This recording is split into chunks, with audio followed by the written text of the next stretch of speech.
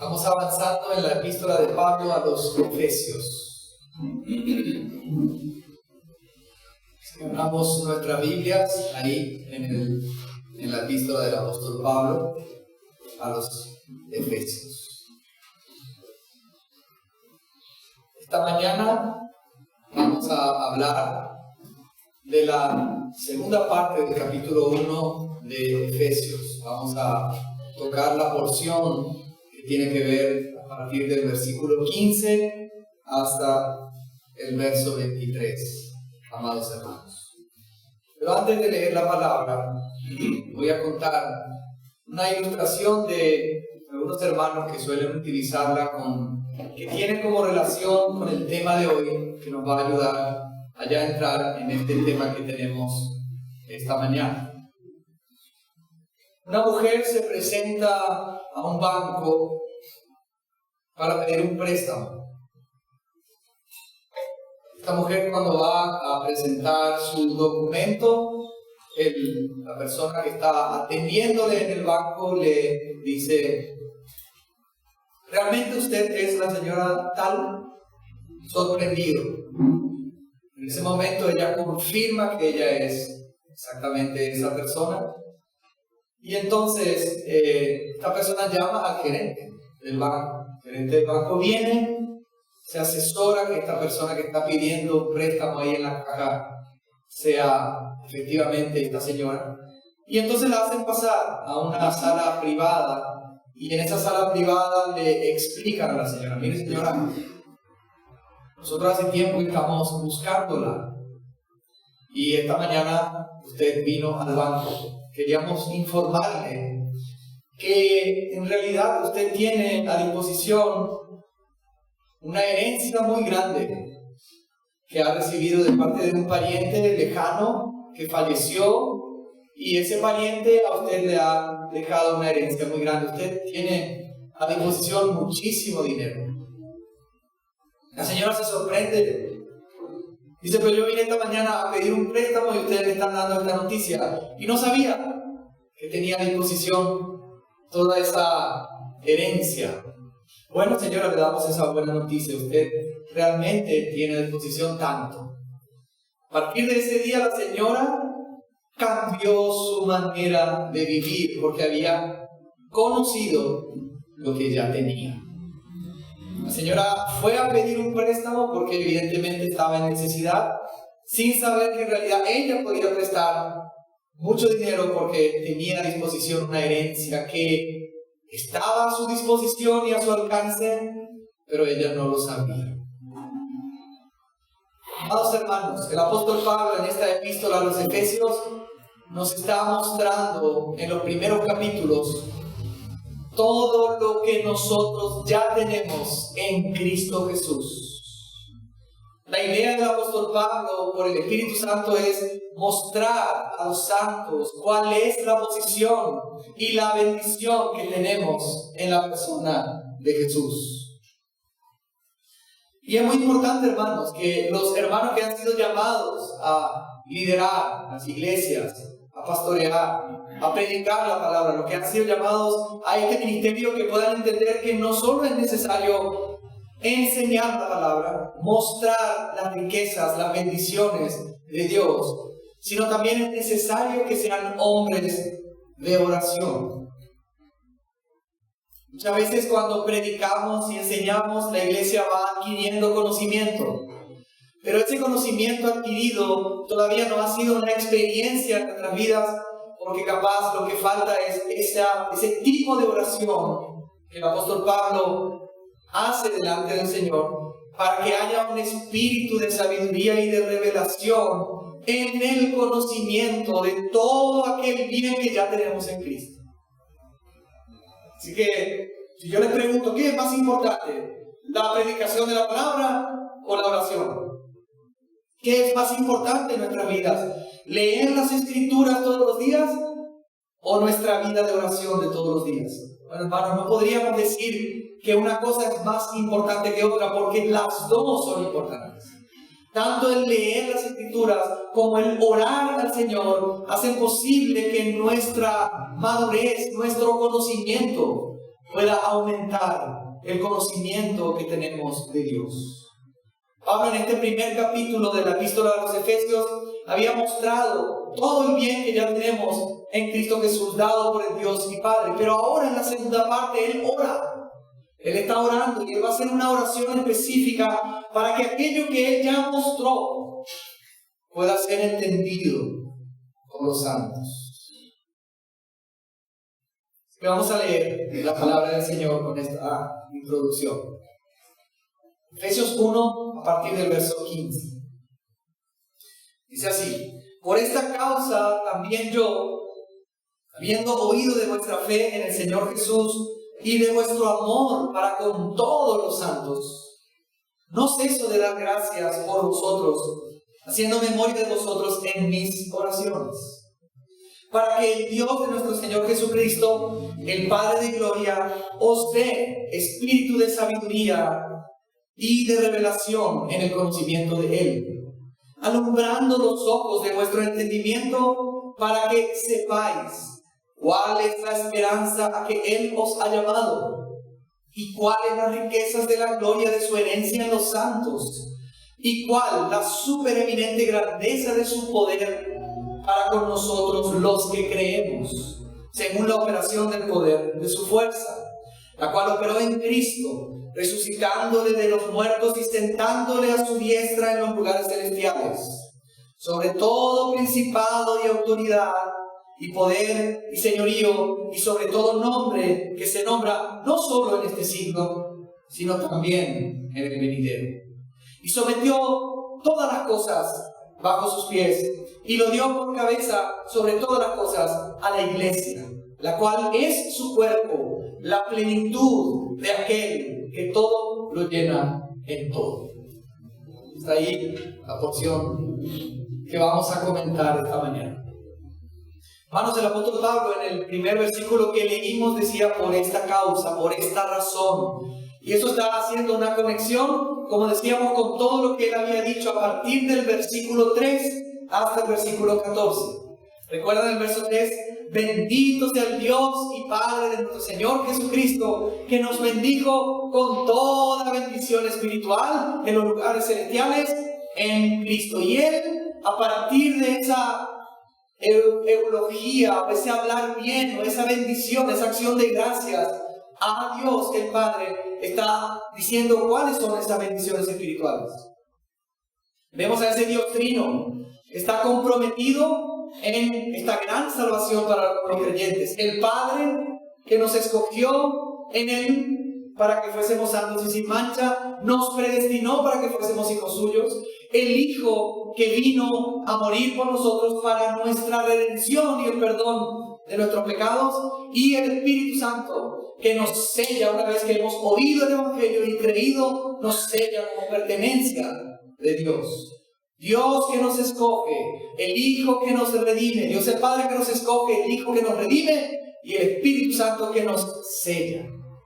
Pablo dice: por esta causa, por todo aquello que estoy diciendo, dice Pablo, también yo hago esta oración. Pero no solo capaz se refiere a las bendiciones que ya tenemos en Cristo, sino también se refiere a aquella gracia que fue derramada sobre los creyentes y que también nos dio el entendimiento de su voluntad.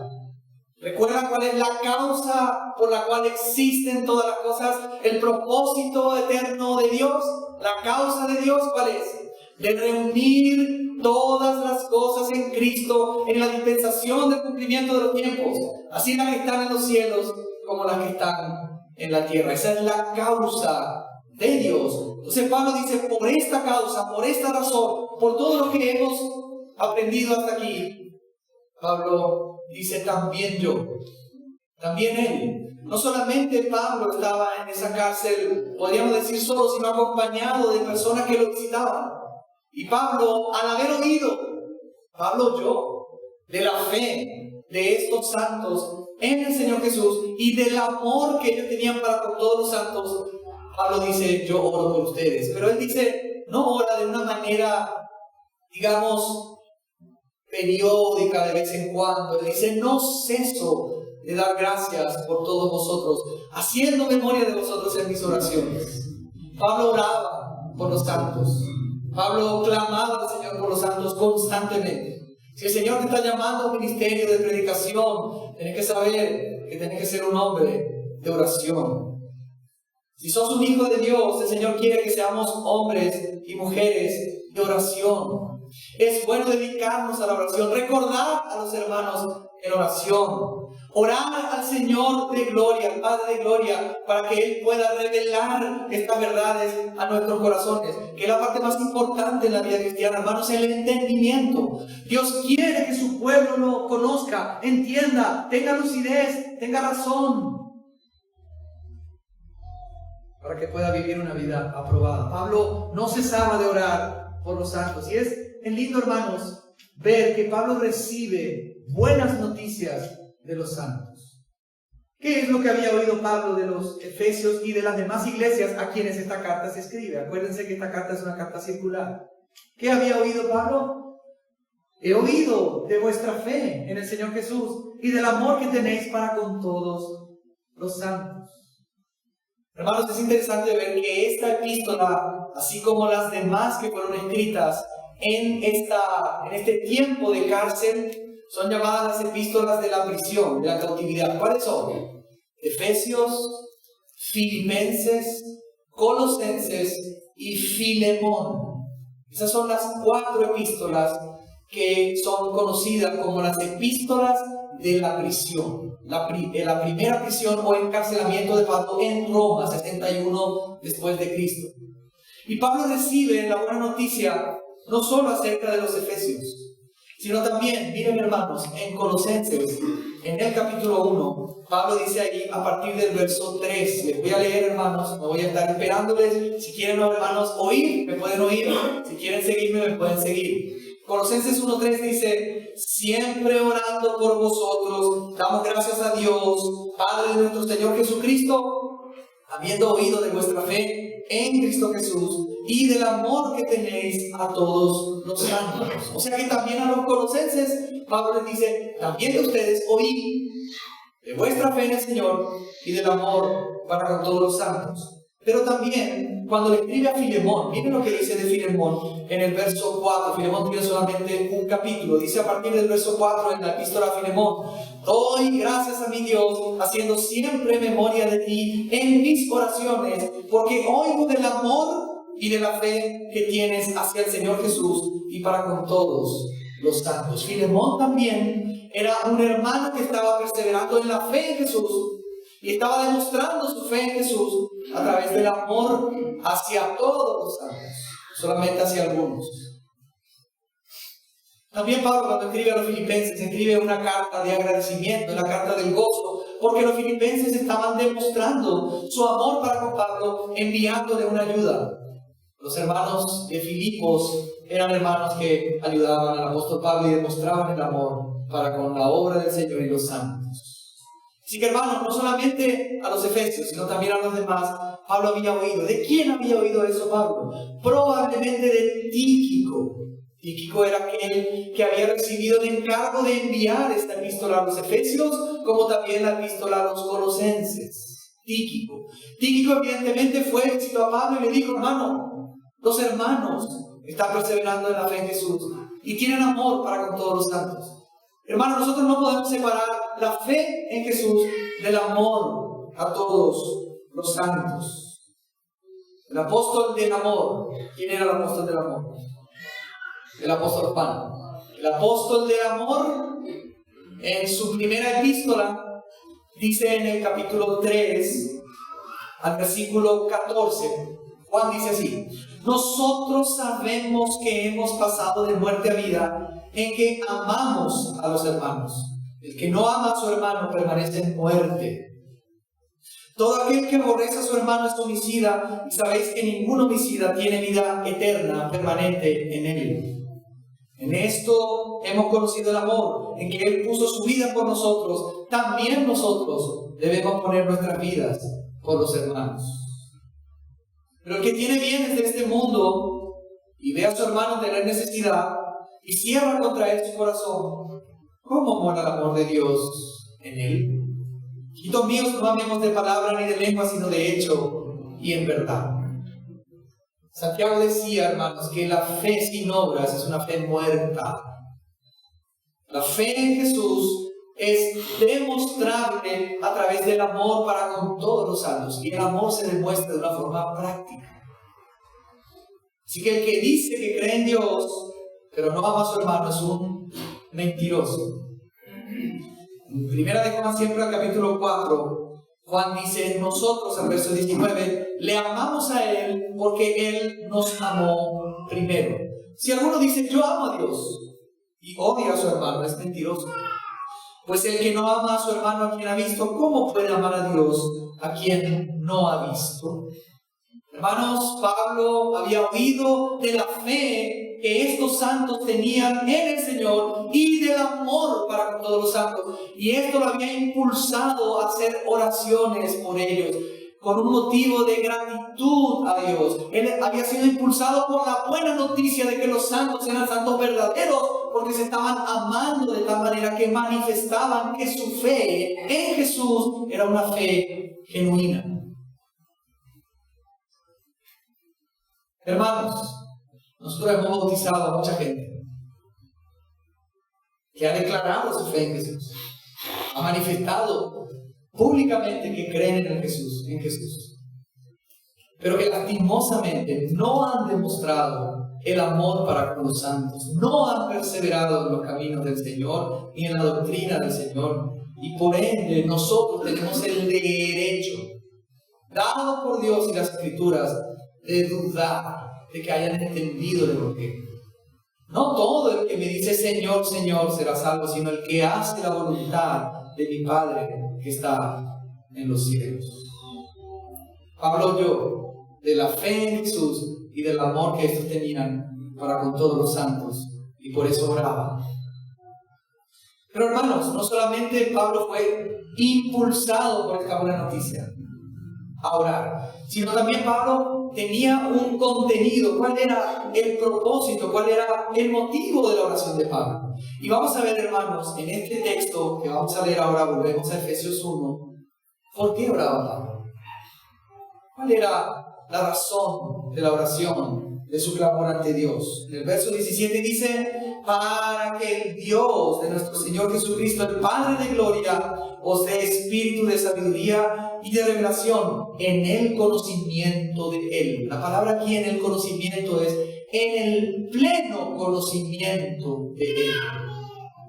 La palabra griega es epignosis. Pablo oraba a Dios y lo llama el Padre de gloria para que los creyentes que ya tenían toda la bendición espiritual en Cristo Jesús pudiesen ahora ser alumbrados y recibir un espíritu de sabiduría y de conocimiento, de entendimiento, de inteligencia para conocer a Dios plenamente, completamente. Ese era el deseo de Pablo, porque hermanos, de eso se trata la vida eterna. El Señor en Juan capítulo 17, versículo 3, que dijo, esta es la vida eterna, que te conozcan a ti, el único Dios verdadero, y a Jesucristo, a quien has enviado. La vida eterna se trata de conocer a Dios, de intimar en nuestro conocimiento con Dios. Para eso es necesario no solo predicar la palabra, sino orar para que Dios nos dé un espíritu de revelación, de sabiduría y de entendimiento, porque eso es, hermanos, lo que va a hacer que cambiemos nuestra manera de vivir y que podamos vivir de una forma agradable a Dios. Si no hay conocimiento, no hay madurez, no hay crecimiento, no hay cambios, no hay transformación, no hay nada. Por eso es muy importante entendamos que debemos pedir al Señor revelación. Cuando leemos las Escrituras debemos hacerlo con un espíritu de oración. Cuando estamos en las reuniones de la iglesia debemos orar principalmente para que se nos quite el velo de nuestros ojos y veamos más claramente a Dios. Y nos esforcemos, principalmente los varones, que muchas veces somos negligentes en estudiar las Escrituras, en ser hombres de oración, y no podemos dirigir a nuestra familia, queremos dirigir a la iglesia. Necesitamos pasar tiempo delante del Señor, en oración, en estudiando, esforzándonos para que podamos conocer a Dios plenamente. Hay varones que no quieren ayunar, ¿no?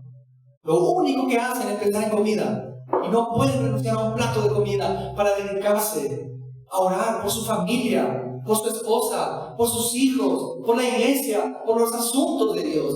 Y hermanos, después hay problemas en la casa. El Pablo oraba. Pablo era un hombre lleno del Espíritu Santo y oraba de esta manera.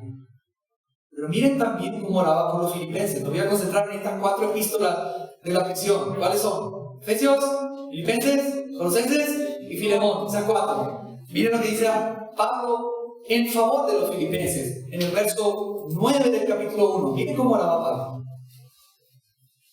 Y esto pido en oración, que vuestro amor abunde aún más y más en ciencia y en todo conocimiento, para que aprobéis lo mejor, a fin de que seáis sinceros y irreprensibles para el día de Cristo, llenos de frutos de justicia que son por medio de Jesucristo, para gloria y alabanza de Dios. ¿Por qué oraba Pablo? Para que el amor abunde aún más y más, pero que en ciencia y en todo conocimiento.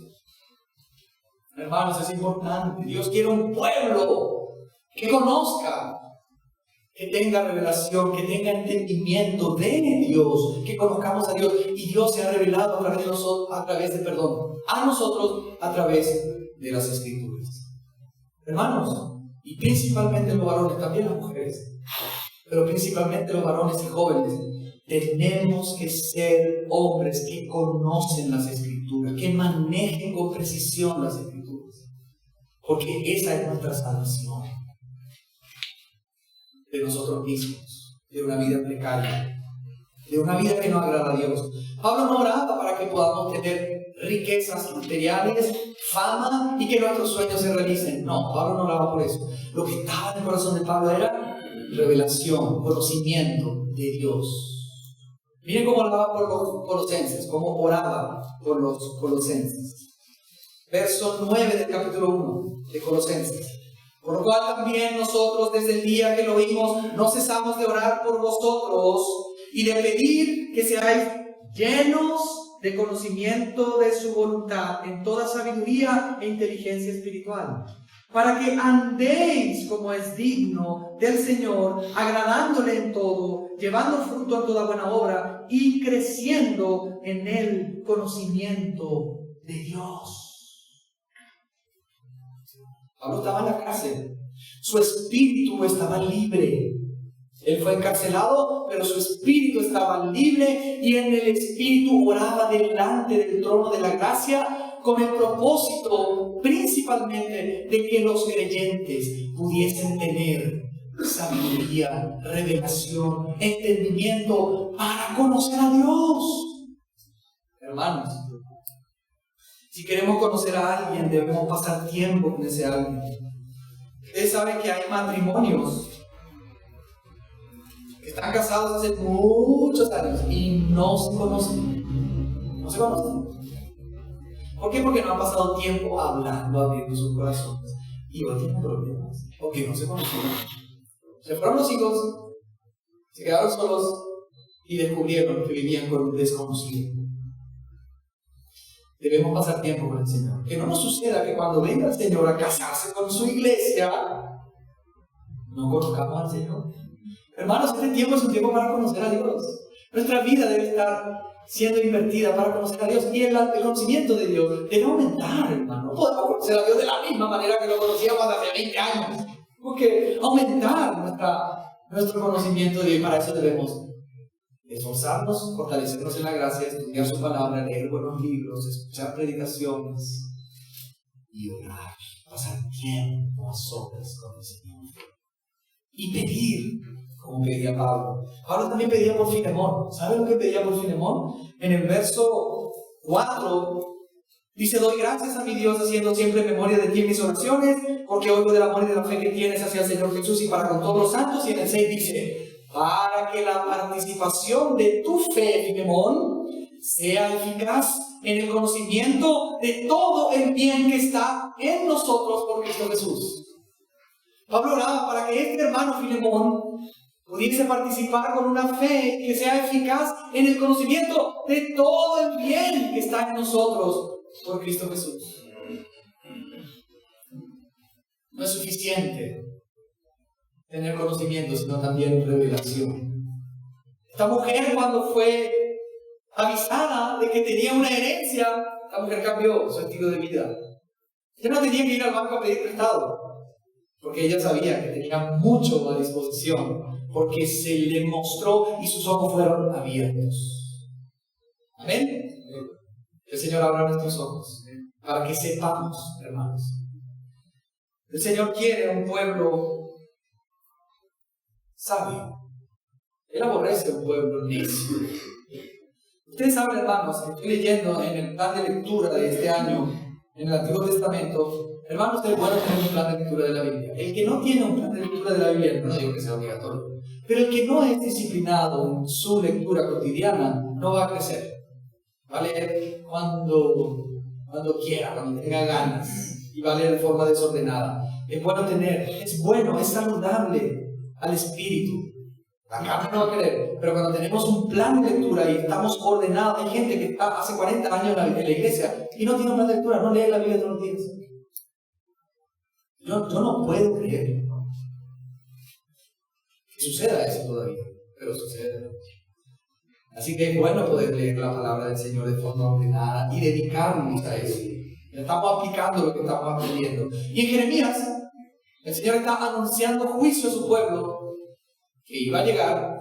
Y miren, hermanos, en el capítulo 3 de Jeremías, lo que le dice el Señor a su pueblo por medio del profeta Jeremías.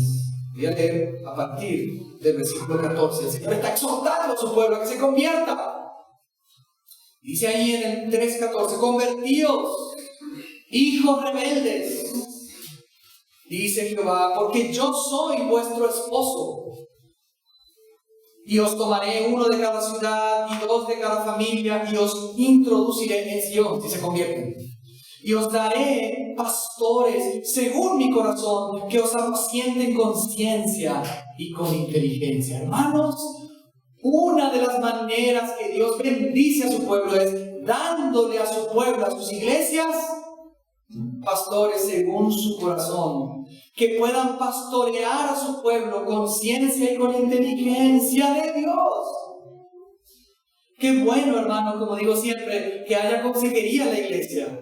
Nosotros tenemos constantemente hermanos que piden oración, piden consejo, vienen a visitarnos o vamos a visitarlos. Y hermanos, es bueno que en ese tiempo de consejería este libro esté presente y esté abierto.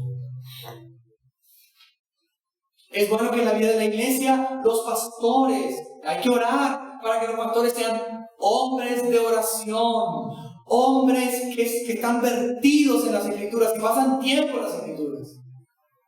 Es una bendición, así como es una maldición de Dios y juicio de Dios para algunas iglesias, darles líderes que no conocen a Dios, no conocen las Escrituras, no predican nada.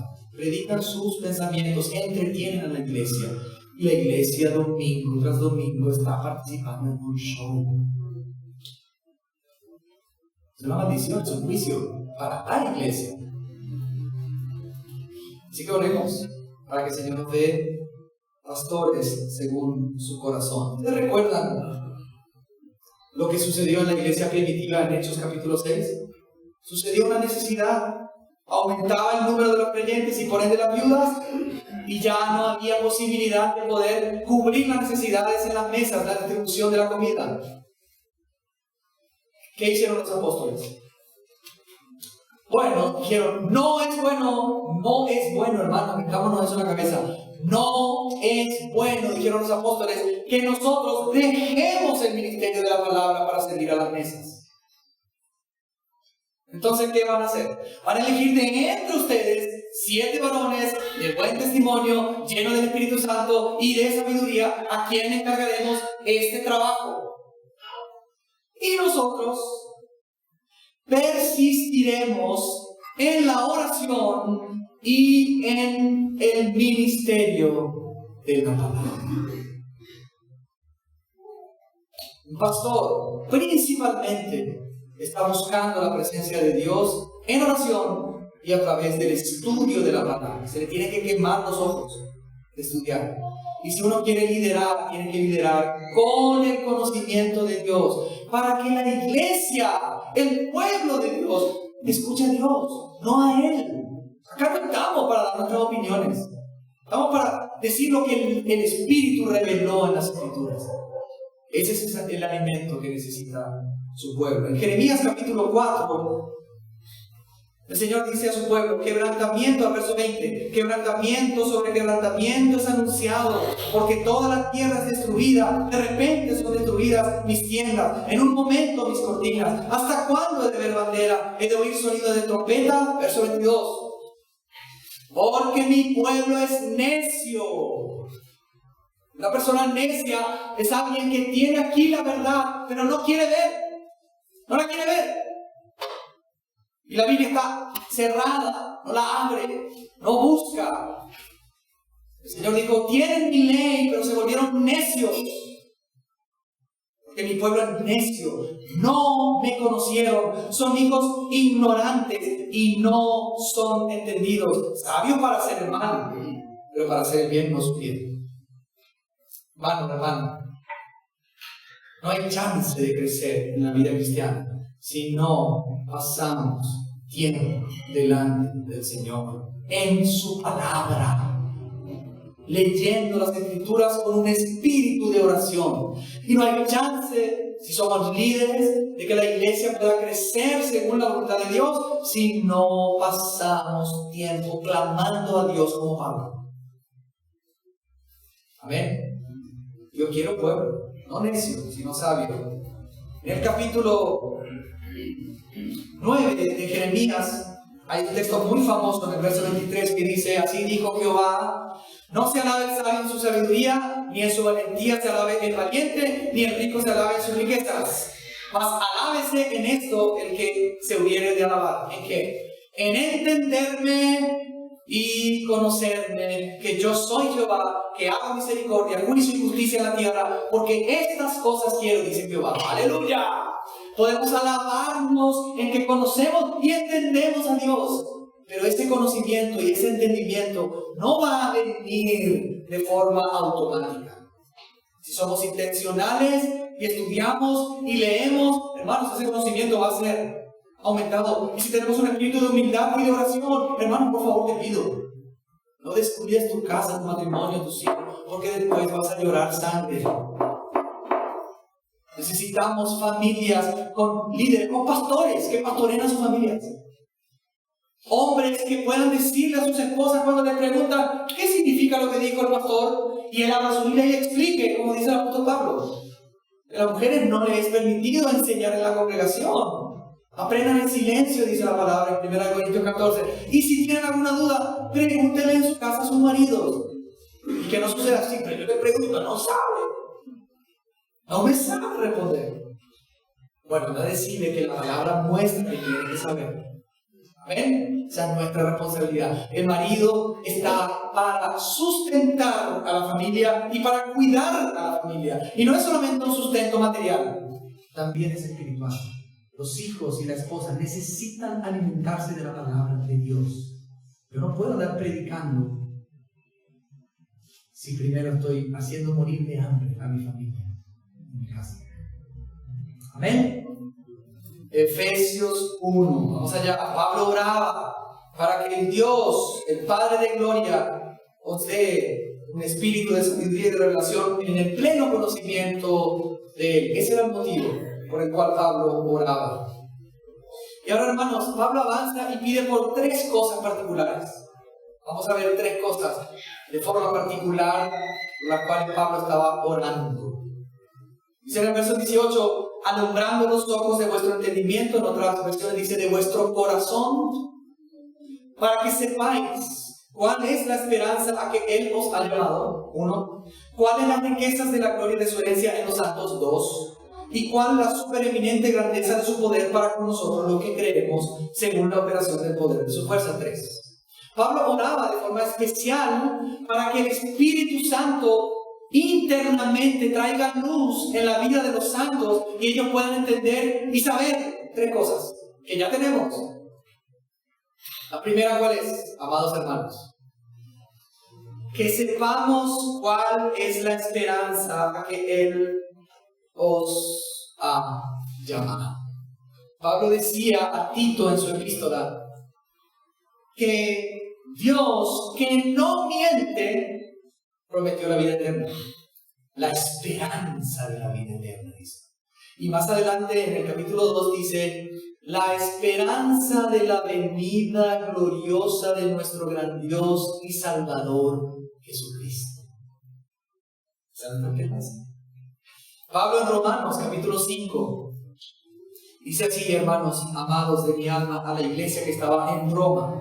Justificado, verso 1, pues por la fe tenemos paz para con Dios por medio de nuestro Señor Jesucristo, por quien también tenemos entrada por la fe en esta gracia en la cual estamos firmes. Atención. Y nos gloriamos en la esperanza de la gloria de Dios.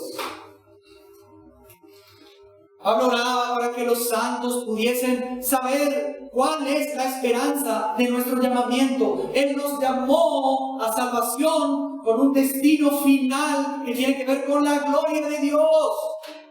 Habacuc capítulo 2 versículo 14 dice que va a llegar un día donde la tierra será llena del conocimiento de la gloria de Dios, así como las aguas cubren el mar. Hermanos, la tierra ya está llena de la gloria de Dios. Si nosotros vemos los cielos y la tierra, vamos a ver a través de la naturaleza la gloria de Dios. Lo que todavía falta es el conocimiento de la gloria de Dios. Y eso va a llegar, porque cuando llegue ese gran día, todo ojo lo verá. Y van a reconocer, había sido. Es Dios el autor, es Dios el que creó, es Dios el que llevó adelante toda la historia, y su Hijo Jesús es el Señor de señores. Esa es nuestra esperanza. Amén. Y en el capítulo 8, Pablo dice de Romanos que esa esperanza de la gloria de Dios es una esperanza, hermanos, que nos involucra a nosotros.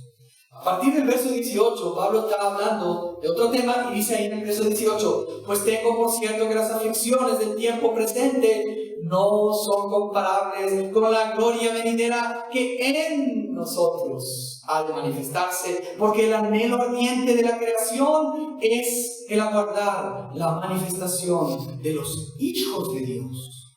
O sea, va a haber una manifestación de los hijos de Dios. Cuando Dios se manifiesta en gloria, también nosotros seremos manifestados en gloria. Esa es nuestra esperanza. La esperanza de la vida eterna, la esperanza de la venida gloriosa de nuestro amado Dios y Salvador Jesucristo, en la cual también nosotros, si creemos en Él, participaremos de esa manifestación gloriosa. Esa es nuestra esperanza. ¿Lo sabías? Amén. El Señor abra los ojos. Verso 20, porque la creación fue sujetada a vanidad, no por su propia voluntad, sino por causa del que la sujetó en esperanza. Porque también la creación misma será libertada de la esclavitud de corrupción a la libertad gloriosa de los hijos de Dios. La creación fue maldecida por causa del pecado del hombre, no por su propia voluntad. Y ahora hay espinos, hay deterioro. Pero esta creación va a ser libertada a una libertad de la libertad gloriosa de los hijos de Dios. Va a haber una restauración de todas las cosas, incluyendo la creación. Y nosotros, hermanos, estamos participando hoy anticipadamente de aquella gloria futura cuando el Señor Jesús vuelva. Pablo dice a los Colosenses en el capítulo 3, en el verso 3, dice así la palabra del Señor: cuando Cristo, vuestra vida, Colosenses 3, versículo 4, cuando Cristo, vuestra vida, se manifieste, entonces vosotros también seréis manifestados con Él en gloria. Bendita esperanza la llama Pablo en la epístola a Tito. Amén. La primera cosa, que nuestros ojos sean abiertos para que sepamos cuál es la esperanza de nuestro llamamiento. Pero no solo eso, sino también hay una herencia. ¿Y cuáles las riquezas de la gloria de su herencia en los santos? Aquí se podría también en el griego entender que la herencia de Dios son los santos. Pero al parecer, aquí también nos da a entender que hay una herencia que viene con esa esperanza que está muy relacionada. ¿Cuál es esa herencia, hermanos? Herencia de los santos, la herencia rica de la gloria de Dios. Romanos, capítulo 4, versículo 13, dice así: porque no por la ley fue dada a Abraham o a su descendencia. ¿Cuál es la descendencia de Abraham, hermanos? Estudiamos en Gálatas. ¿Quién es la descendencia de Abraham? Cristo. Dice ahí, porque no por la ley fue dada a Abraham o a su descendencia la promesa de que sería heredero del mundo, sino por la justicia de la fe. Aleluya. Hay una herencia.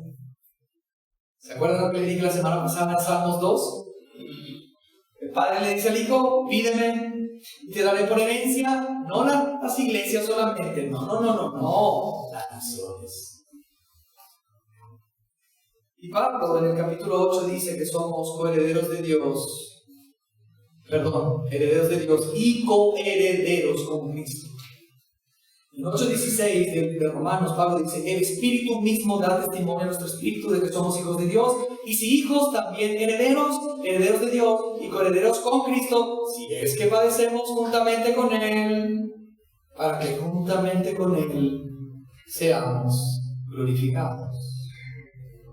Al que venciere, yo le daré que se siente conmigo en mi trono, así como yo he vencido y me he sentado en el trono de mi Padre. Esa es la herencia que está guardada en los cielos, como dice 1 Pedro capítulo 1, versículo 3. A partir de ahí, está guardada en los cielos y se va a manifestar. Hermanos, es importante. Juan decía: ahora somos hijos de Dios. 1 Juan capítulo 3. Ahora somos hijos de Dios, pero aún no se ha manifestado lo que vamos a hacer. Pero cuando Él venga, le veremos como Él es, seremos semejantes a Él porque le veremos como Él es.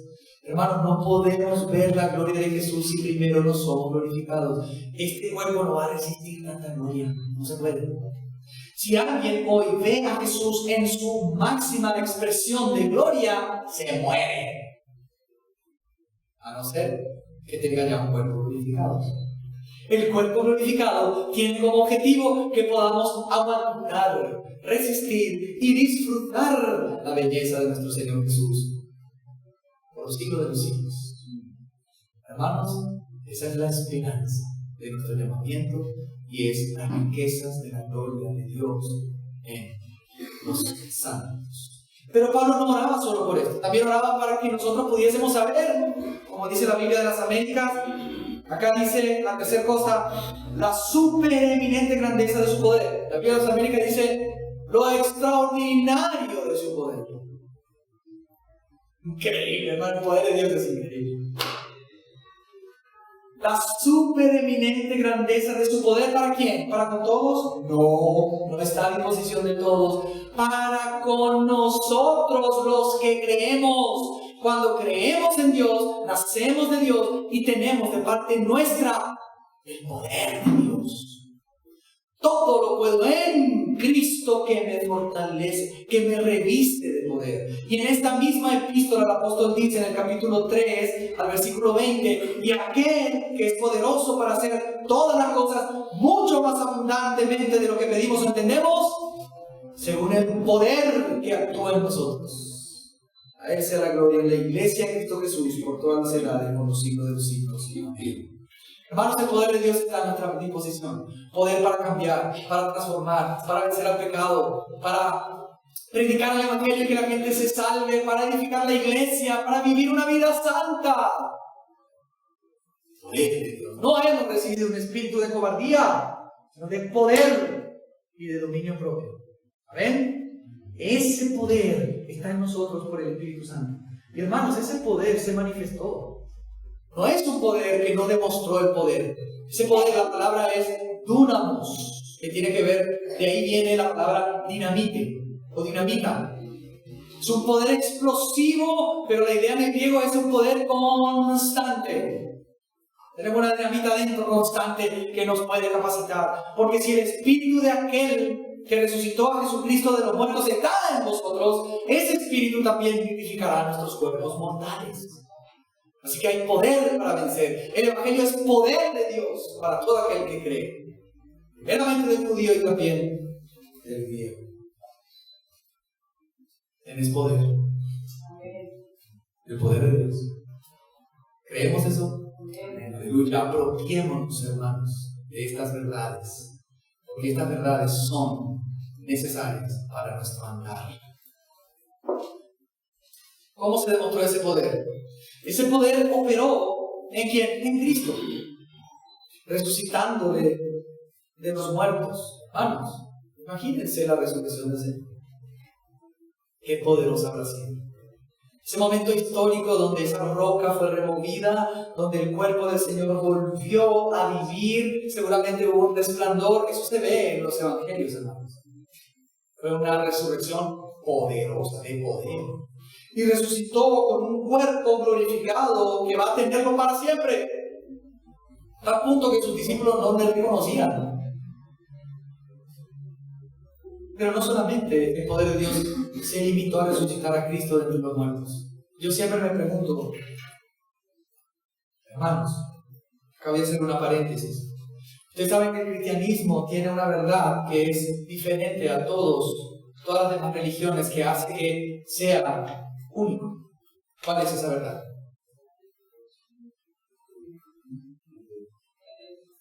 ¿Cuál es esa verdad? La resurrección de Jesús. Ningún otro líder se levantó entre los muertos. Y uno dice, bueno, está bien, yo no creo en la resurrección de Jesús. ¿Cómo podés probar eso? Bueno, es fácil probar eso, es fácil. Hay que pensarlo lógicamente. ¿Jesús fue o no un personaje histórico? Eso está demostrable. Eso es demostrable científicamente. Hay testigos oculares que vieron a Jesús caminar en la tierra, hacer milagros y morir. Pero no todos lo vieron resucitado. Pero algunos, muchos, parece que más de 500 lo vieron en una sola vez resucitado. Otros lo vieron comiendo un asadito de pescado a la orilla del mar. Lo vieron. Y este pequeño grupo de personas que no tenía recursos, que no tenía conocimiento, revolucionó el mundo entero.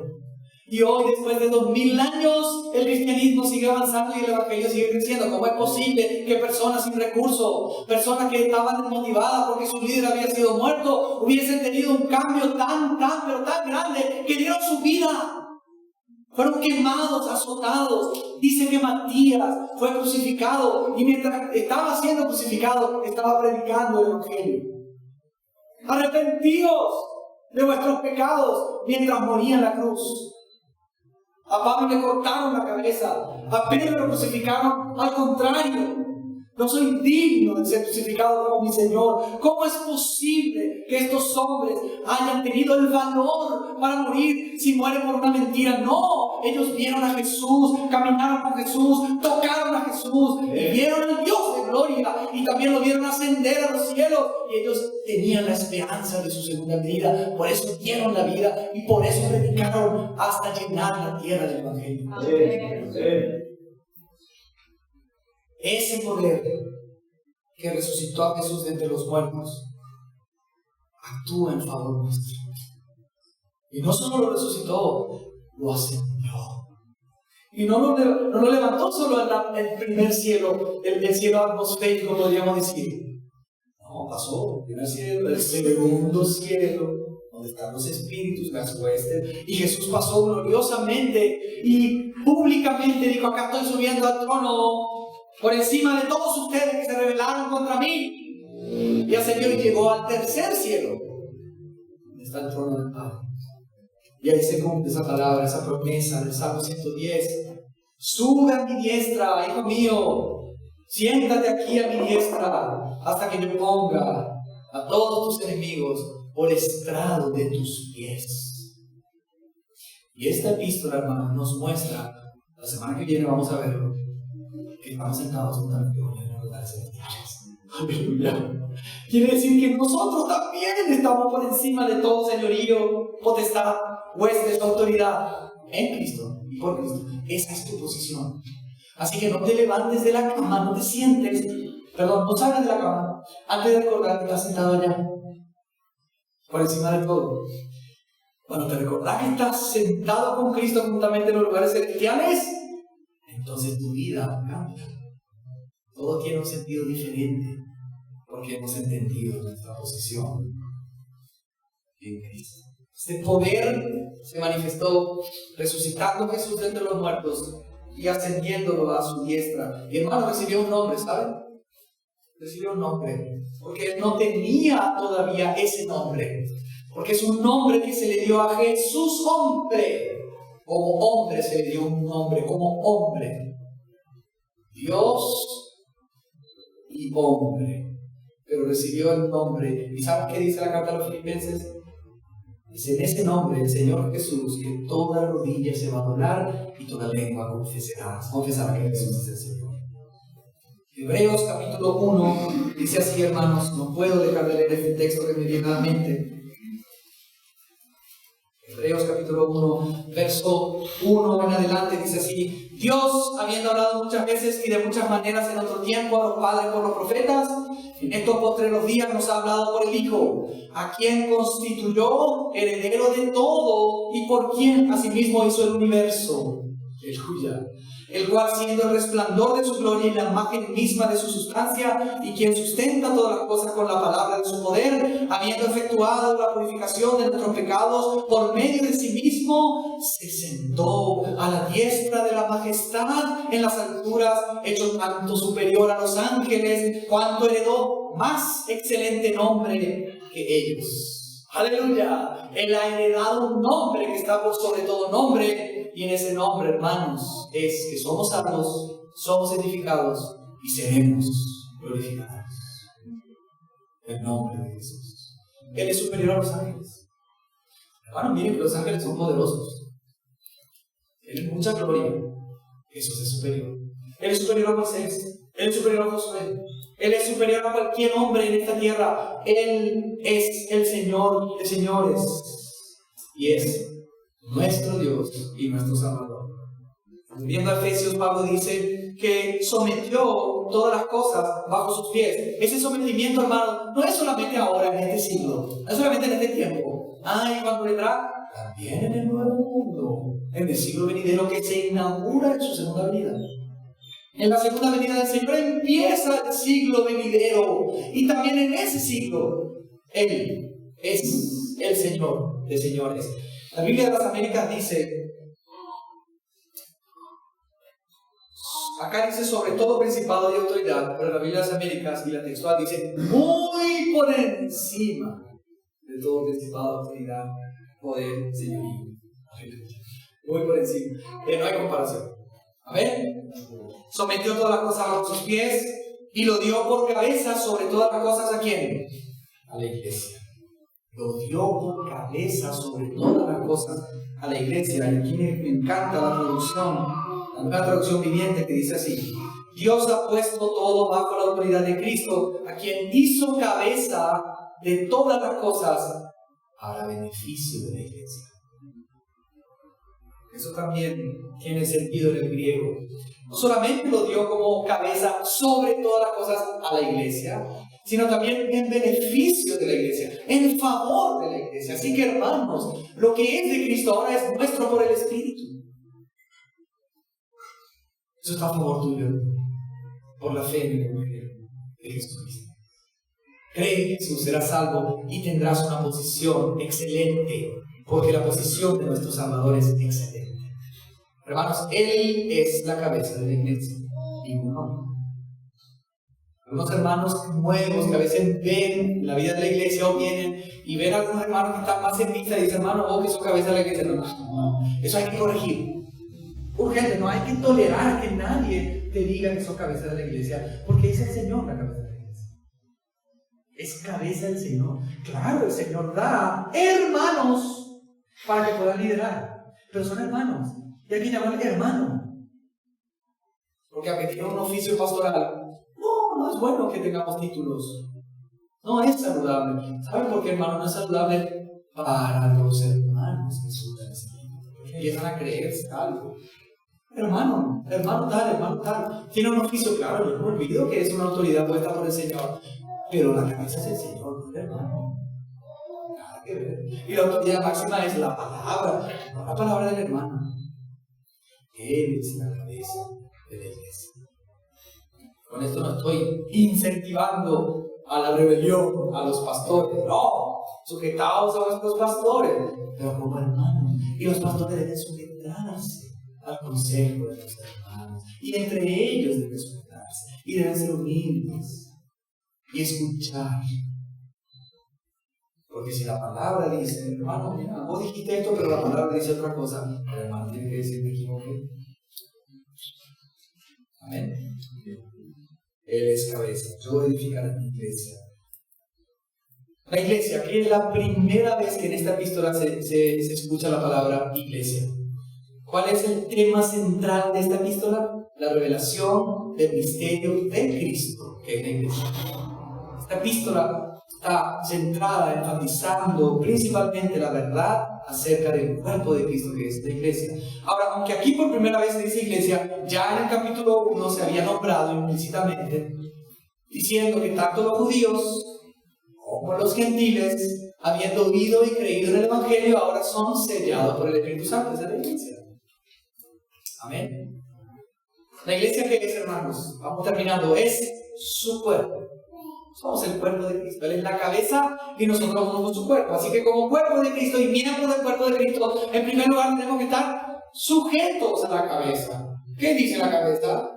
Si queremos tener, hermanos, una buena relación coordinada entre nosotros, primero hay que sujetarse a la cabeza. Y para entender lo que la cabeza dice, hay que leer las Escrituras, escuchar la enseñanza de la palabra de Dios. Y si los hermanos no están predicando la palabra, la iglesia debe reprender a sus pastores. Es decir, yo no vine acá para reírme, aunque me puedo reír, me puedo divertir. Yo no vine para escuchar lo que vos pensás, tus historias. Yo vine para escuchar la palabra. Y eso es lo que hay que predicar, porque es la cabeza de la iglesia, es el Señor. Y de ahí todo el cuerpo recibe provisión para ir edificándose en amor. Sujeción a la cabeza y sujeción entre los hermanos. Y nuestro cuerpo es un cuerpo coordinado, porque está sujeto a la cabeza y está en sujeción y coordinación entre los hermanos. Qué lindo cuando el cuerpo de Cristo funciona como un cuerpo. ¿Ven? Esta iglesia, que es el cuerpo de Cristo, dice que es la plenitud de aquel que todo lo llena en todo. El hermano Samuel Pérez Millos dice en su comentario de este texto que no es tan fácil entender este texto. La iglesia no es en el sentido absoluto la plenitud de Dios. No dice eso el texto. Lo que está diciendo el texto es que así como Cristo y en Cristo habita corporalmente toda la plenitud de la deidad, y Cristo ahora está en la iglesia está llena y siendo llenada de la plenitud de Cristo. O sea que la iglesia es el lugar donde todo lo de Dios es conocido a través de la presencia espiritual de Cristo. Dios el Padre llena a Cristo corporalmente, y Cristo llena la iglesia de Dios por el Espíritu. Entonces, en la iglesia es que encontramos la plenitud de Dios. A veces queremos relacionarnos con Dios solamente, pero no con el cuerpo de Cristo, que es la iglesia. Y para poder entender la multiforme sabiduría de Dios y conocer plenamente a Dios, necesitamos estar en el cuerpo de Cristo, que es la iglesia. Y estar en la iglesia, hermano, he venido los domingos, sentar, escuchar mensajes, después hacer tu vida como quieras, cuando quieras. Hay gente que predica por ahí y no tiene vida de iglesia. El último caso de un ministro muy conocido en Estados Unidos que cayó. Algunos dicen que no era ni miembro de su iglesia, predicaba todos los domingos. Ni miembro era. ¿Qué significa? Que podemos predicar y de aquí para allá, pero la iglesia es la que nos envía, la iglesia es la que nos edifica, la iglesia es la que nos regula, la iglesia es la que aprueba mi testimonio de Dios. Y es en la iglesia y la vida de la iglesia que yo puedo tener el entendimiento pleno de Dios. Así que eso de ir al monte y conocer a Dios de forma solitaria, no, hermano. La plenitud de Dios está en la iglesia. La iglesia es la depositaria de la plenitud de Dios por la presencia espiritual de Cristo. Eso dice Colosenses. Colosenses dice que en Él, en Cristo, habita corporalmente. Es importante corporalmente porque eso habla de su encarnación. Toda la plenitud de Dios. Y vosotros estáis completos en Él. O sea que hoy la iglesia, teniendo a Cristo como cabeza, tiene a disposición todo lo de Dios. Y Cristo, hermano, es aquel que todo lo llena en todo. Voy a terminar con esto. En Efesios capítulo 4, versículo 10, Pablo, hablando de Cristo, dice: el que descendió es el mismo que también subió por encima de todos los cielos. ¿Cuál es el propósito? Para llenarlo todo. Todo lo de Cristo en todos los de Cristo. Ese es el propósito de la iglesia. Si la iglesia se llena de Cristo y del conocimiento de Cristo, se está llenando de la presencia y del conocimiento del Dios Trino para poder expresar, dar a conocer al mundo a la persona de Cristo. Hermano y hermana, el deseo de Dios es que podamos ser un pueblo con una sabiduría e inteligencia espiritual para conocer a Dios. ¿Cuáles medidas vas a tomar desde hoy? ¿Vas a irte a tu casa y vas a seguir esta semana siendo negligente en cuanto al estudio de la palabra, de libros, de comunión, de escuchar predicaciones? ¿Vas a seguir siendo negligente en tu vida de oración? ¿O vas a empezar a cambiar tus hábitos para obtener poder, conocimiento y sabiduría de lo alto y poder vivir una vida que sea agradable delante de Dios? ¿Qué vas a hacer con este mensaje? Señor, nos ayude a que esta palabra pueda penetrar en nuestros corazones y nos lleve a poder aplicarnos al conocimiento de Dios, estudiando su palabra y orando, pidiendo al Señor por esa sabiduría espiritual. Vamos a orar. Padre, te damos gracias por esta mañana. Gracias, Señor, porque tú has levantado a lo largo de los años siervos tuyos como el apóstol Pablo, que hoy está en tu presencia esperando ese día glorioso de tu segunda venida. Hermanos que han predicado tu palabra y han vivido una vida de oración, clamando a ti por una revelación, por un espíritu de sabiduría en el conocimiento de ti. Eso queremos, Señor. Queremos conocerte cada día más. Avanzar, Señor, ahondar en el conocimiento de ti, Señor. Señor, te pedimos en oración que cada vez que abrimos tu palabra en nuestras casas, tú nos hables, nos reveles tu voluntad, tus propósitos, tu carácter. Gracias porque estas epístolas nos muestran nuestra posición en Cristo y lo que ya tenemos, Señor. Que también nuestros ojos sean abiertos esta mañana y que al saber todas estas gloriosas bendiciones que nos has dado en la persona de Jesús, tu Hijo, eso nos lleve a vivir vidas que te agradan, vidas santas, vidas lejos del pecado, vidas consagradas para, Señor, para ti y para tu causa. Esa es tu causa, Señor, reunir todas las cosas en Cristo, Señor, y nosotros queremos participar en esa causa. Te pedimos esto, confiados en que tú harás mucho más abundantemente de lo que pedimos o pensamos, según el poder que actúa en nosotros. Lo hacemos en el nombre de Jesús. Amén.